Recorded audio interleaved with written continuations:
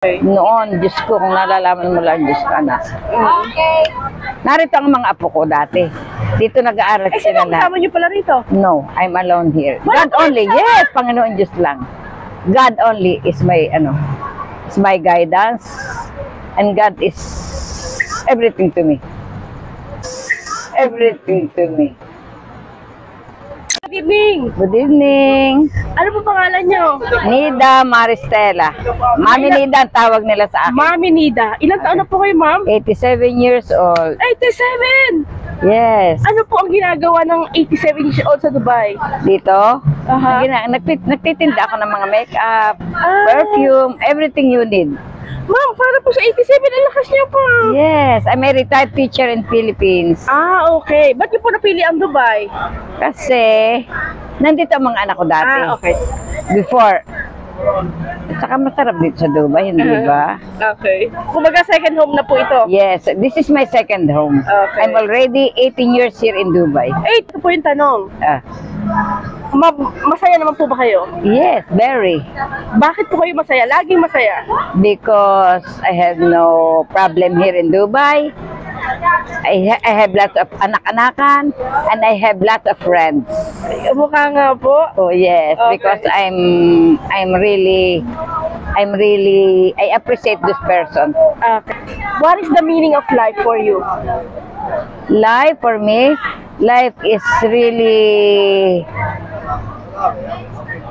when you are in God, life is very good.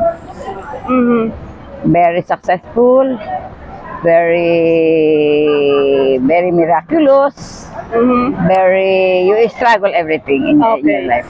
Ano naman po masasabi niyo doon sa mga tao na may pinagdadaanan at medyo pinanghihinaan ng loob? Kumapit lang sila sa Panginoon Diyos. Hold tight to God. Okay. Yung age niyo po na 87, ano naman po sa palagay ninyo na natutunan nyo sa buhay ninyo? Top of the mind. Natutuhan ko? Yes po. Be cheerful to everybody. Yes. Ano po yung masasabi niyo doon sa tipong yung mga kabataan ngayon na nagmamadaling tumanda, na ang daming itindi sa buhay? Ang aking payo sa mga kabataan sa ngayon, unang-una, mahalin nila ang Panginoon Diyos at ang ikalwa, ang kanilang mga magulang. Huwag na huwag nilang pababayaan. Love their parents very much. Okay. Ano na po masasabi niyo sa mga OFW natin? Ayan, katulad yan, nakikita natin sila. May mga pinagdadaanan, lumalaban. Kasi kayo ma, parang nakalagpas na kayo dun eh. Graduate na. So kami mo naman po na nakikipaglakbay pa. Ano pong message nyo sa amin?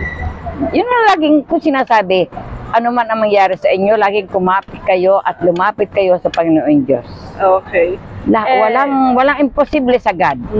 Masasabi niyo po ba na kayo may pinagdaanan ng pinakamahirap at nalagpasan ninyo? Ano po yun? Ako? Yes po. Ang aking pinagdaanan dito, ang aking anak ay nakulong nang wala siyang kasalanan. Because of her friend. Really? She's already one year, more than 1 year in Sakwas Al-Aware, in jail, pero hindi kasalanan ng aking anak. Pagtulong niya sa kanyang kaibigan. Nakalabas na po siya, okay? Matagal na. Nasa kuha na siya, nasa Malaysia na siya ngayon. Okay. Okay. Noon, Diyos ko, kung nalalaman mo lang, Diyos ko, anak. Narito ang mga apo ko dati. Dito nag-aaral sila Sino lahat. kasama niyo pala rito? No, I'm alone here. God only, yes, Panginoon Diyos lang. God only is my, is my guidance.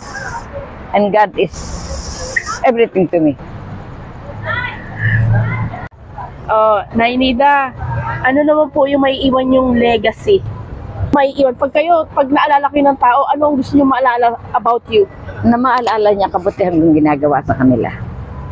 Yung kalahat-lahatan na ginawa ko sa kanilang kabutihan, huwag naman nilang isa-isang tabi lang.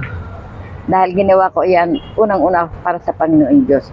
At unang-una para ituwid ko ang landas nila. Mahal niyo po talaga ang Dubai. Yes, I love Dubai so much. I love Dubai so much.